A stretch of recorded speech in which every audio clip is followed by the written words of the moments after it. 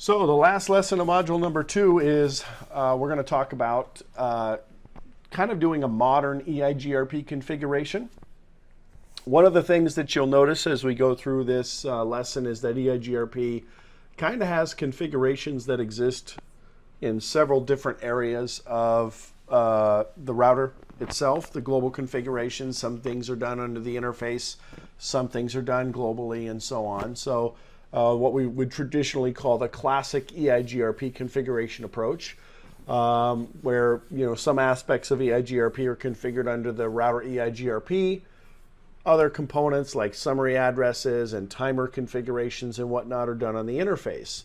So we're going to take a look at what we call named configuration, in which we use these things called address families to consolidate our Eigrp configuration into one consolidated configuration where we have all of the Eigrp configurations under a specific address family, and it just kind of makes it easier to manage the configuration. So that's what we're going to talk about in this last lesson for Eigrp. Keep in mind here that the concepts of Eigrp don't change in this regard. This is not a different type of Eigrp. It's just simply a different way to organize the Eigrp configuration itself. One of the drawbacks that we will see with classic Eigrp configuration is that the configuration itself is scattered throughout the actual configuration of a router. Like I said, some commands fall under the interface, some commands fall under global configuration, and then if we actually are doing dual stack where we're configuring both protocol stacks, IPv4 and IPv6, some of the commands are very similar, but some of the commands are different. So it's important that we, well, not necessarily important, but it makes it easier if we can kind of consolidate all of these different configurations into one logical grouping so that we don't have a whole bunch of different configurations sitting throughout our router configuration. It just simply makes it easier to troubleshoot, easier to manage, and so on. So that's what we're going to take a look at in this lesson. All right. The named configuration for Eigrp can be mixed and matched with the non-named configuration, what we call the classic or traditional configuration. And just because you're running the named configuration on one router does not mean that you have to run the named configuration on other routers. Keep in mind that this concept of named configuration wasn't actually introduced until Cisco iOS 15.0 and later releases of iOS in that particular scenario. So we'll take a look at this and kind of wrap up by just taking a look at what this modern approach to configuration is. So in this discovery number 8, we're going to go ahead and take a look at setting up the named configuration on our routers here. And this is what our topology is going to look like in this discovery. We basically have essentially the same topology that we've had over the last couple of discoveries with the Eigrp, HQ router with a BR1 and BR2. Notice that we're running dual stack in this particular case. And HQ and BR1 are already configured. They already have all of their Eigrp configurations. In fact, even BR2 has its configuration, but in the case of BR2, we're going to remove the legacy configuration, and then we're going to add in the named configuration, just so you can get an idea of what that concept looks like. Okay, so that's what our goal is in this discovery. Really just to kind of introduce you guys to this idea of a named configuration. I do tend to use this method nowadays when I'm setting up Eigrp. It took a little bit of getting used to initially, but after I started using this option, it kind of just made sense that this was the way that I wanted to configure Eigrp moving forward, because it really does consolidate all of those Eigrp configurations. So let's take a look at our HQ configuration first in this topology real quick, just to see what that configuration looks like. So show run, and we can see that in this particular case we've got Eigrp. This is the classic configuration, Eigrp configured under interfaces. And then we have a separate IPv4 instance of Eigrp, and we have a separate IPv6 instance of Eigrp. Now, granted, we're not running a lot of the unique configurations like variants and passive interface and summary addresses and so on in this particular case. So it doesn't look like there's a whole lot of disparate configurations across the configuration file, where we have a bunch of stuff done under the interface and we have stuff done under the routing process. But you can imagine as the implementation gets more complex, and as we add more and more features to Eigrp, like authentication and summarization and variants and maximum paths and all these other things, that we would have a whole bunch of different configurations applied. We can see that we have, even on BR2, a similar configuration. This is the router that we're going to be modifying, but we've got kind of our classic configuration where Eigrp is implemented individually between IPv4 and IPv6. I could ping 192.168.1.1 from my loopback interface. The ping works. That's a loopback on the HQ router, by the way. I can ping 2001 DB8 0:1:1 from my loopback 0 interface. That's also another network on HQ1. So my point is as you look at the configuration, you see that there are various locations where Eigrp is referenced or configured. And as you go through the configuration, you see kind of all the different places that Eigrp might have some sort of configuration. We've got our router configuration, we've got interface-specific configurations, and so on.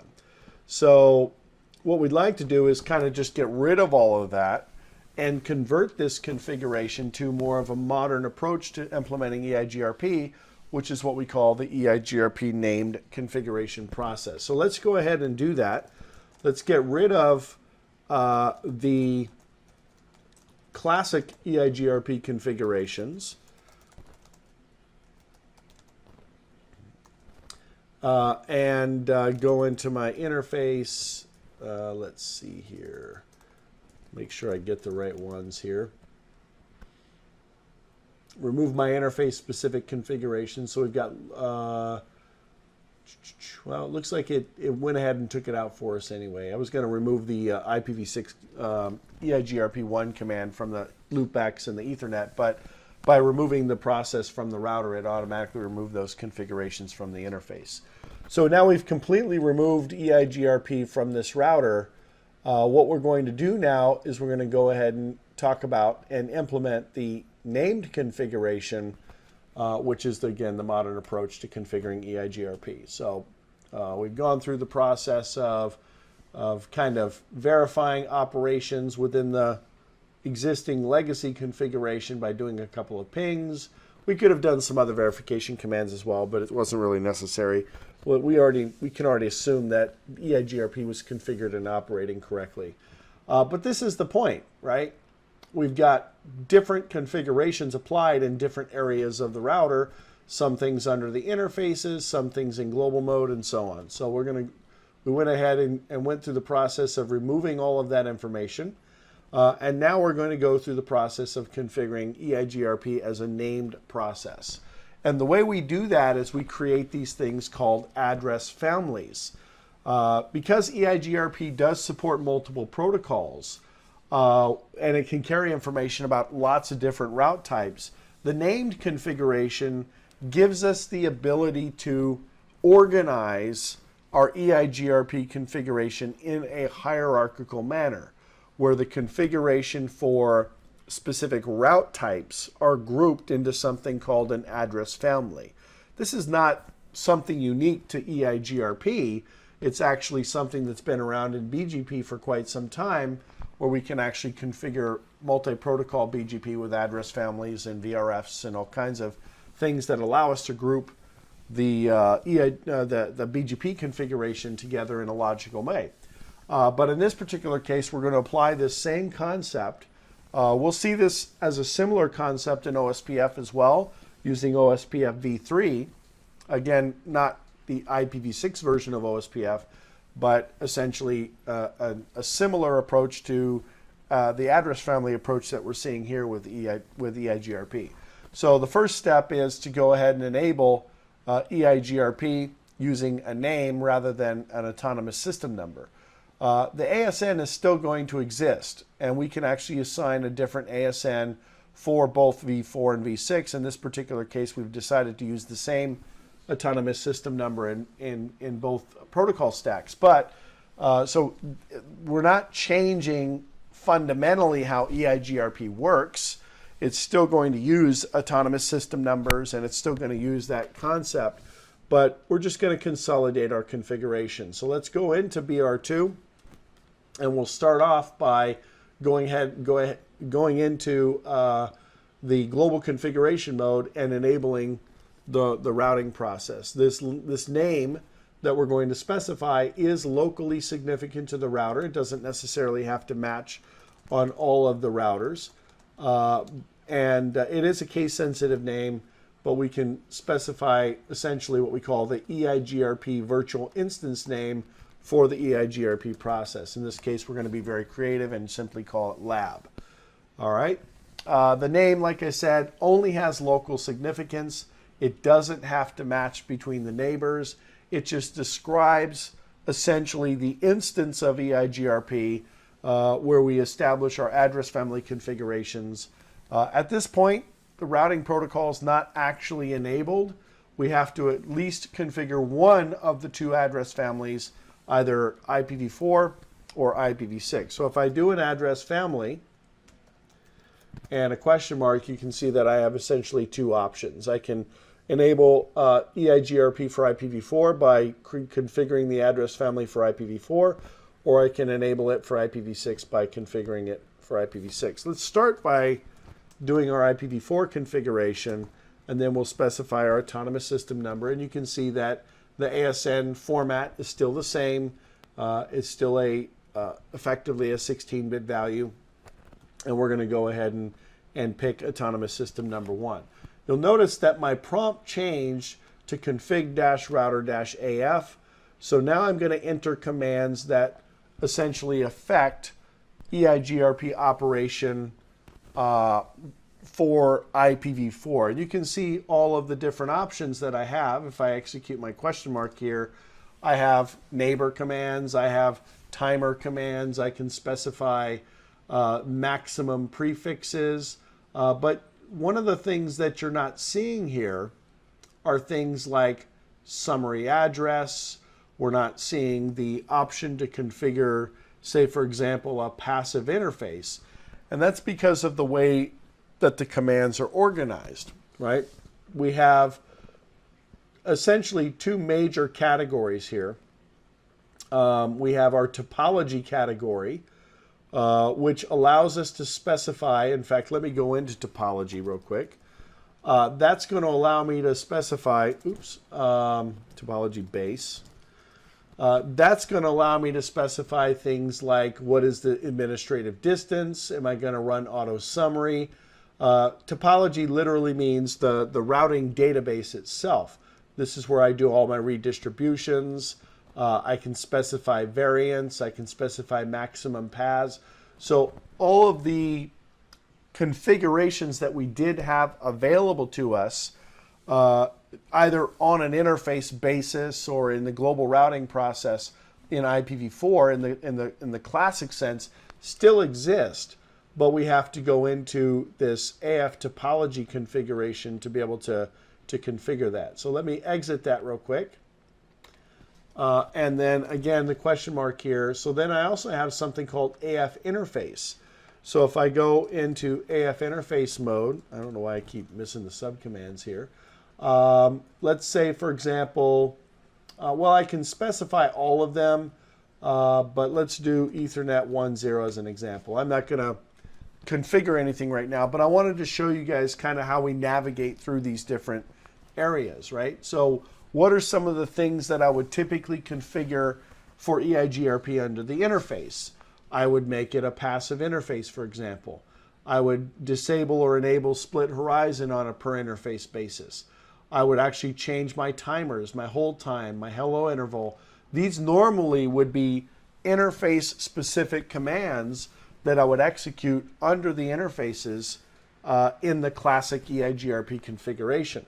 Summary address, for example, if I'm going to do an EIGRP summary. Enable authentication on a per interface basis. Specify the amount of bandwidth that we're going to allocate for EIGRP use on that particular interface. So these all would normally be configurations in a classic mode that I would actually go into the physical interface and start configuring those components. So like I said, two major areas that we would configure individual components, AF interface and topology base. This related to the routing topology base, and this relating to the specific interface commands.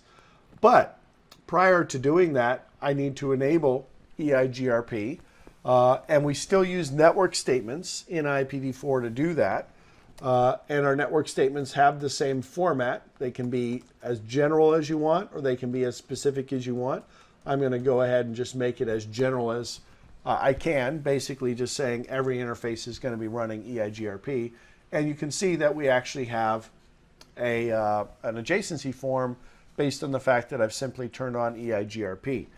Now let me do a quick show run section EIGRP so you can kind of see what that looks like. And as you can see here, we have topology base, we have our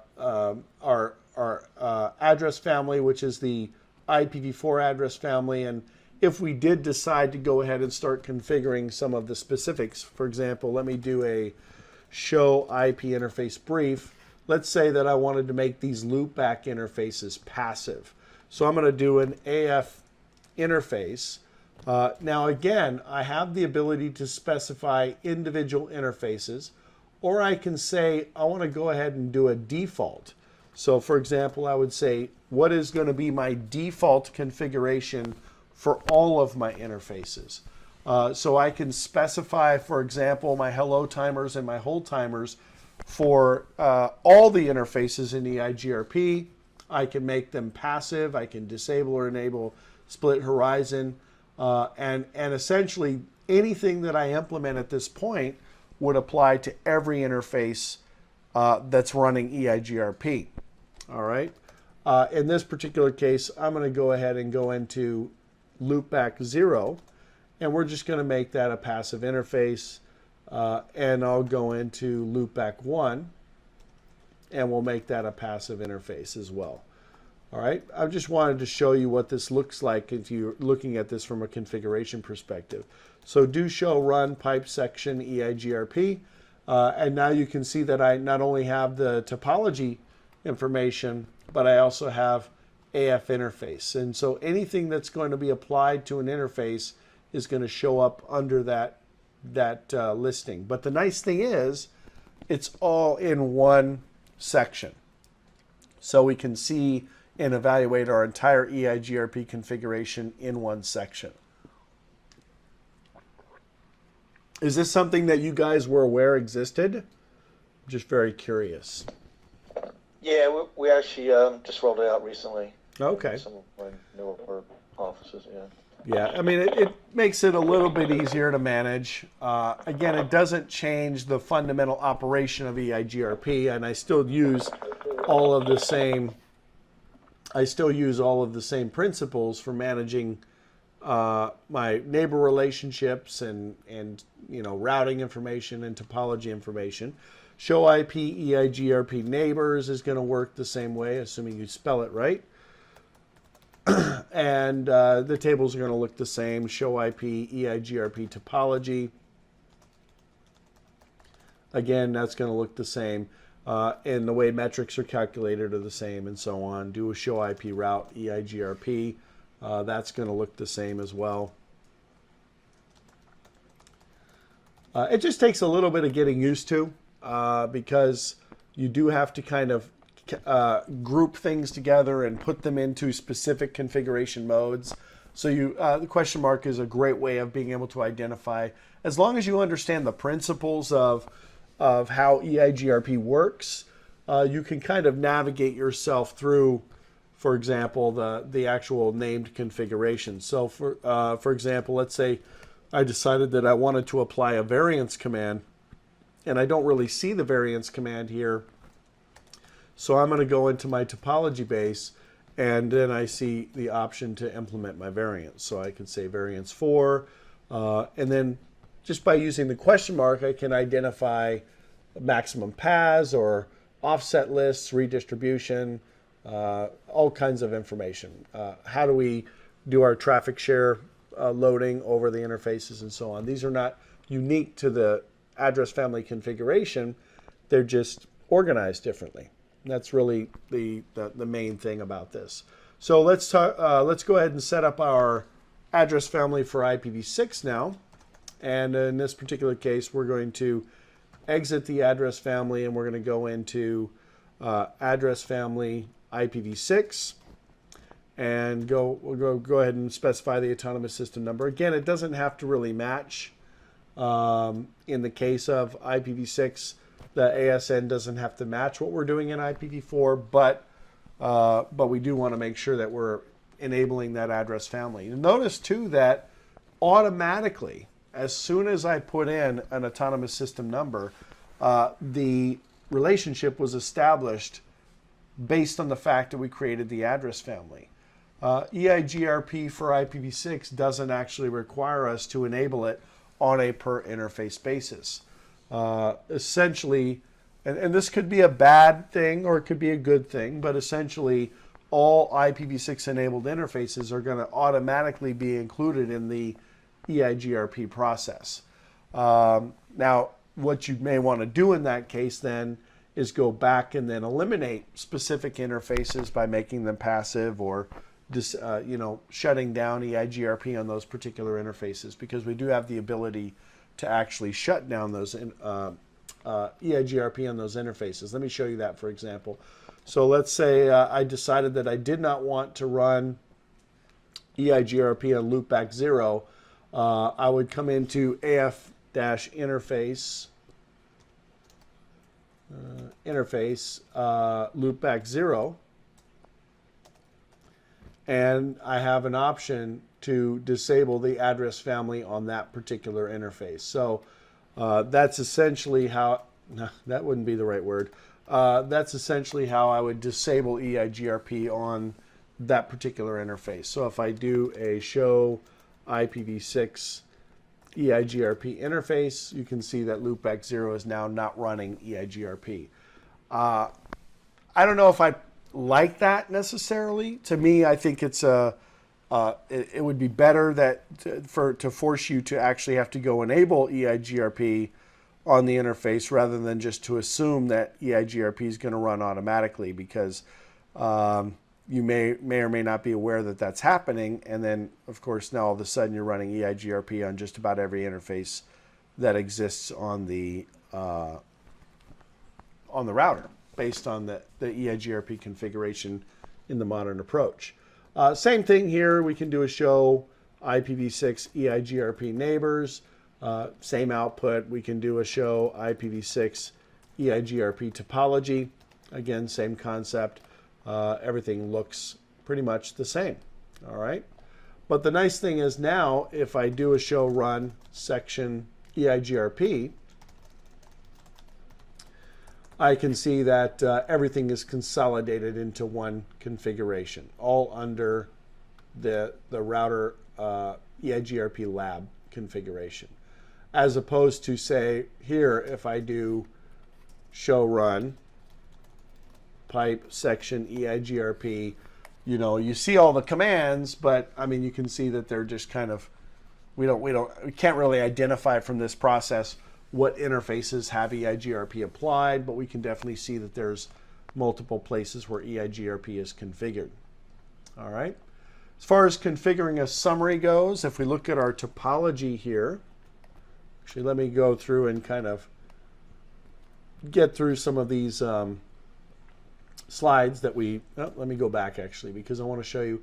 We're going to go ahead and set up a summary on BR2 to summarize these networks here, the 2 and the 3 in IPv4 and IPv6. We'll actually probably just do the IPv4, but because the concept would still apply in IPv6. But remember, normally we apply a summary in the Eigrp on the exit interface, the interface that I want the summary to be advertised out of. So in our particular case on BR2, we're going to go ahead and do that, but rather than doing it under the interface, we're going to do it under the address family. So these are all the commands that we saw previously, all of our show commands, and verification, which doesn't really change. Here's the section router Eigrp. You don't really need to do section router Eigrp. You can just do section Eigrp. And then this is how we configure our summary. We're going to go ahead and summarize the 2 and the 3 network. Because it is a 2, we know that we can summarize in a block of 2 because 2 is evenly divisible by 2, which means that we're going to use a /23, which is a 254. In the third octet, 256 minus 254 is a block of 2. So let's go ahead and do that on BR2. All right. We'll exit here and let's do AF interface. Let me verify real quick the interface. Show IP interface brief. Ethernet 1.1. So AF interface Ethernet 1.1, and then we can do our summary address command. 192.168.2.0/23. Remember, you can also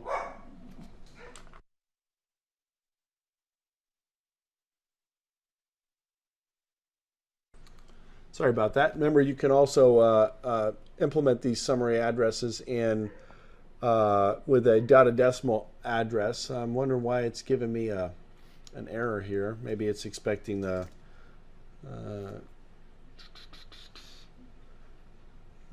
I'm in the AF interface. Why is it not summary-address? Oh, it's looking for, oh, I'm in the IPv6 address family. Sorry about that. I need to go into the address family for IPv4. IPv4,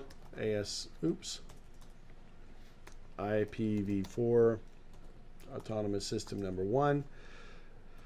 AF interface, Ethernet 1.1. Now I can do my summary address 192.168.2.0/23.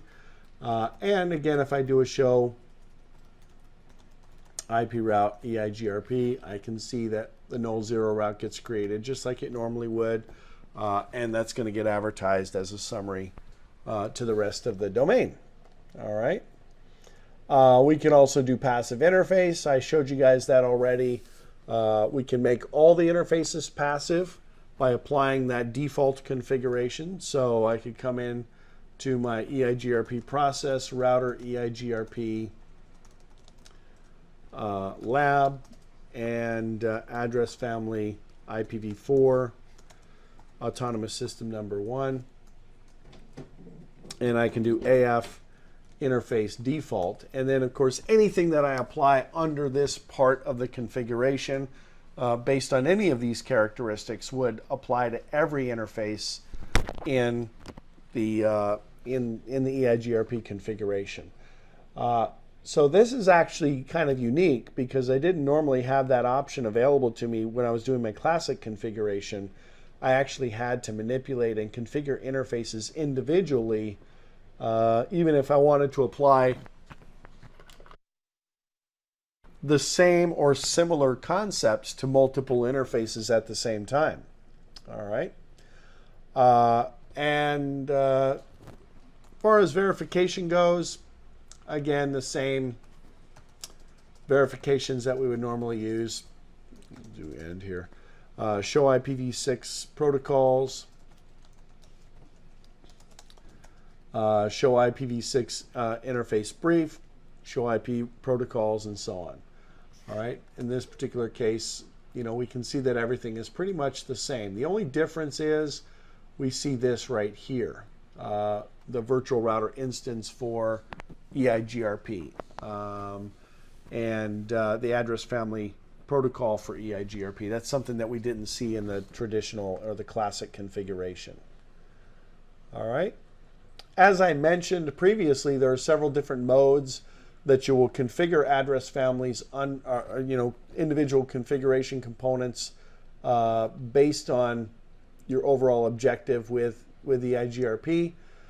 We took a look at a couple of those already. These are just some of the verifications that we went through. Here's an example, by the way, where I went in and I made all the interfaces passive by default, and then I negated the passivity on Ethernet 00 as an exception to the rule, basically. With regard to the actual configuration modes, we have several different configuration modes that exist or available for us, right? Under the address family configuration, which is kind of, for lack of a better term, that global configuration for the address family, that's where we're going to do our network statements. That's where we can specify our router ID, our EIGRP stub configurations, and so on. And then we have interface-specific configurations that go into the interface configuration mode. That's the AF-interface option that I showed you. And then we have our topology base. That's where you're going to configure anything that really kind of affects the construction of the topology database itself, maximum paths, variants, anything that has to do with manipulating or configuring different routing principles. All right, so here's kind of a side-by-side comparison of the two. Whoops. Here's a side-by-side comparison of the two.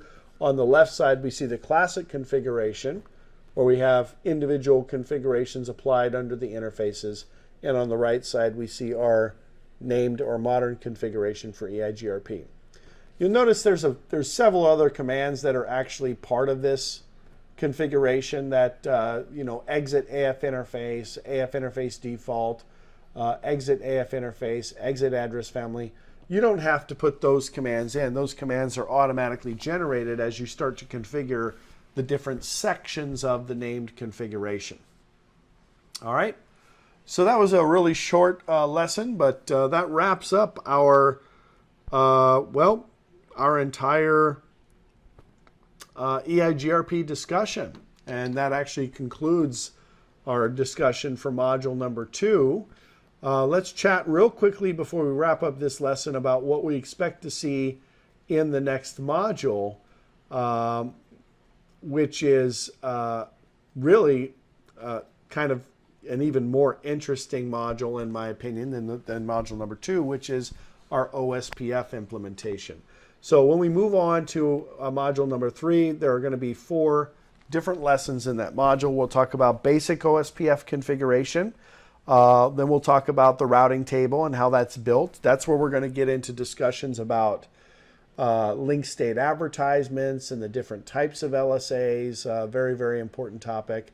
And then we're going to get into summarization and stub routing features in Ospf.